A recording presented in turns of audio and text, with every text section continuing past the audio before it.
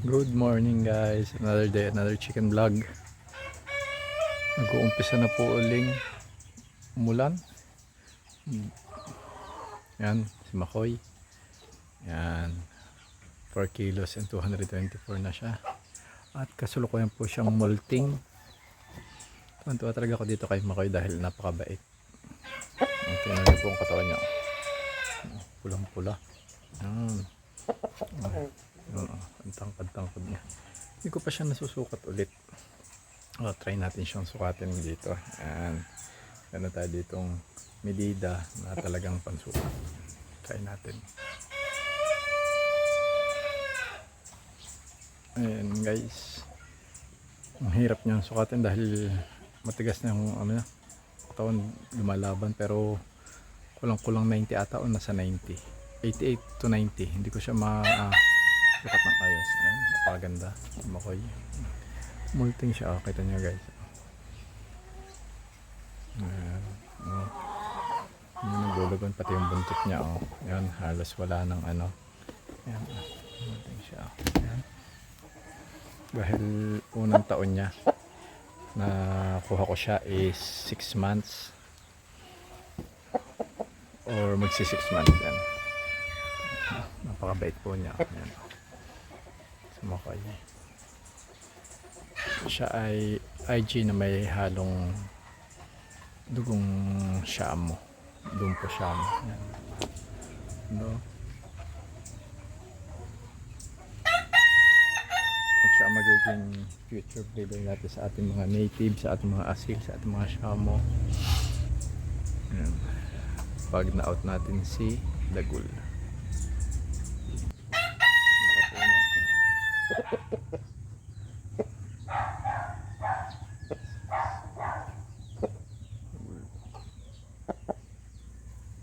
Okay.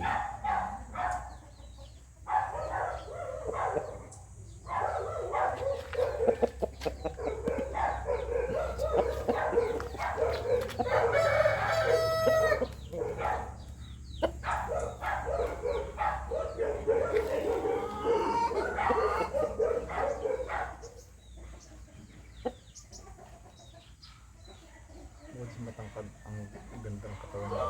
Lapad, bultong-bulto.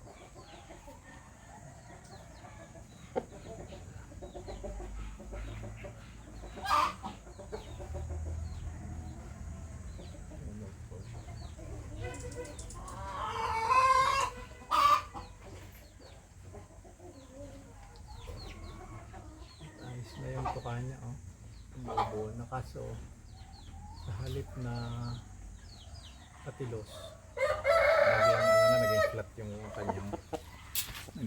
kanyang tuka. Makikita niyo, flat. Ang lapad ng katawan.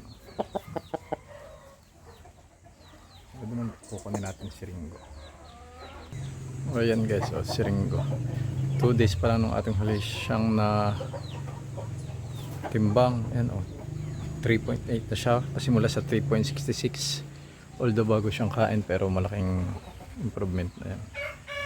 Masyado siya lang takot sa tao dahil hindi, pasimula bata hindi ko sila masyadong nahahawakan papanggas dahil madami akong iniintindi. Pero ayos naman pag nandito naman sila, pero pag kukunin mo sila sa kulungan, masyado silang malikot.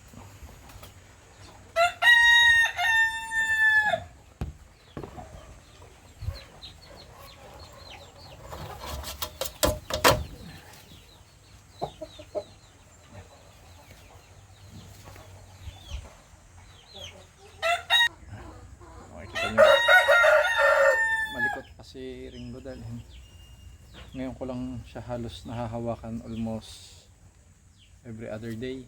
Yan. Hindi katulad ni Makoy na siguro sanay siya sa hawak dun sa previous owner niya, kaya ito sabi sa akin nung mga dapat daw laging ganito yung manok para masanay. Kita nyo ang likot niya. Likot. Yan, kita nyo siya. Yan. Kita nyo, pagaspas siya na pagaspas, hindi katulad ni Makoy na steady lang siya naka ano dito.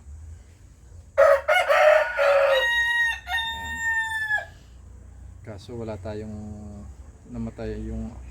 nawala yung ating isang hen na RRA na kabigo nito. Ayan. Pero sana mapaamo natin to.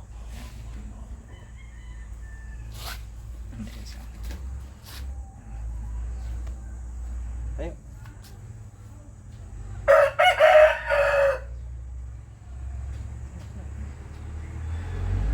Ayaw niyang tumayo. Tayo rin mo, tayo. Tayo. Tayo. O, tingnan nyo guys kung gano'n siya kalaki.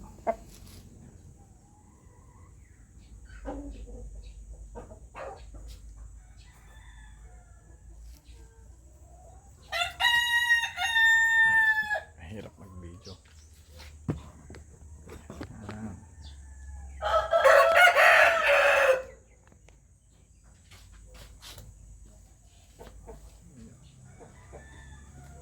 Tumayo eh. Tayo.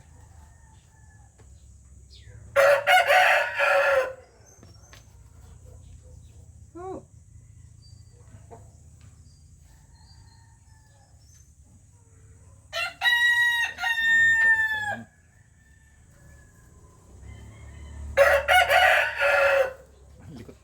Ang likot po niya.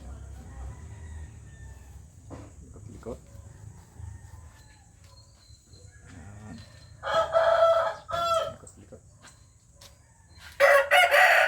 Hindi ko alam kung ano tawag sa ganito kulay. Tawag ko sa kanya gold eh. Siya po ay 6 months and 4 days. Ayan. Siguro bago mag 7 to abot sa 4 na kilo. Mas malalakihan niya si Makoy.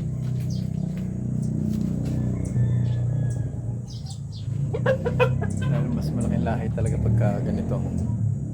Yang naman guys, yung kapatid niya yan. Okay din siya. Ayan.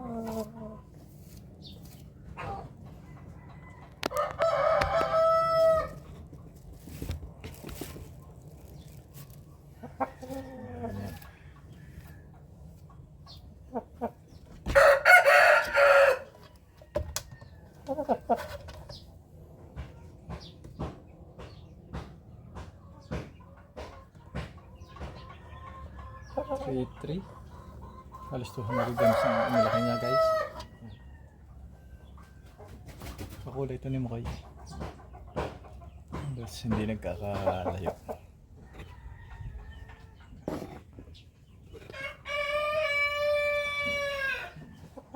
Pakulay ni Makoy.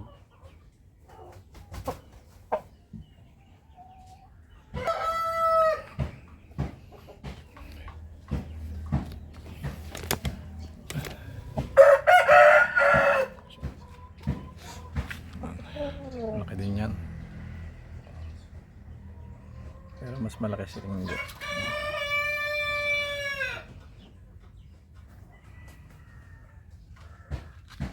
Silang dalawang ikikip ko. Yung isa pag hindi natin na out, siguro pang cross din natin sa mga native. Ano, malaki din yan.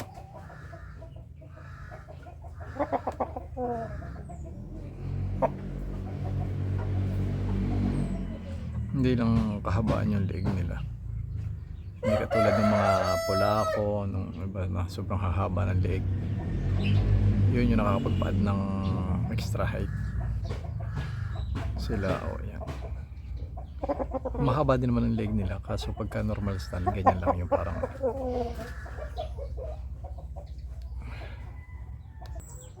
Ito naman guys, yung ating Rhode Island. Red Queen. Nagkakaroon lang siya ng sugat-sugat sa kanan dahil nakikipag-away siya sa kapatid ni Ringo. Naharang ako nga sa gitna.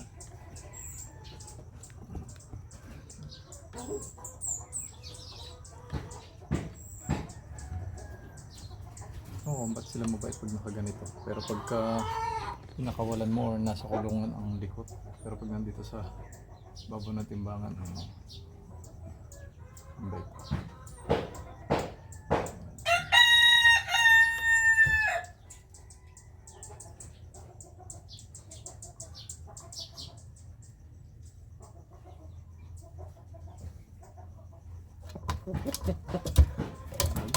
Wag naman. Oh, yun po ang ating mga root, mga breeders, future breeders. Yan po, anytime soon atin na pong iniintay ang pagpisa ng ating mga Brahma, Blue Brahmas.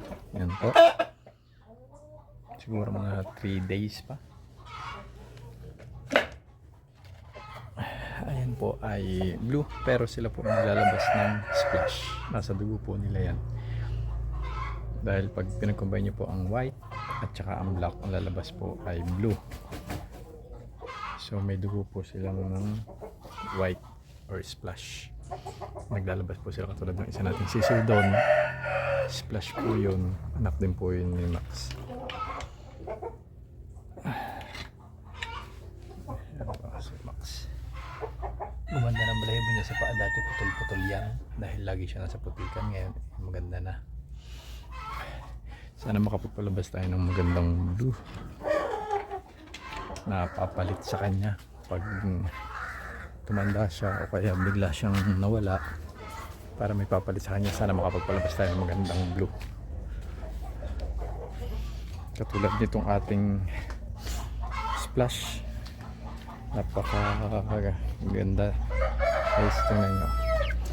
Tingnan yung balahibo niya sa paa.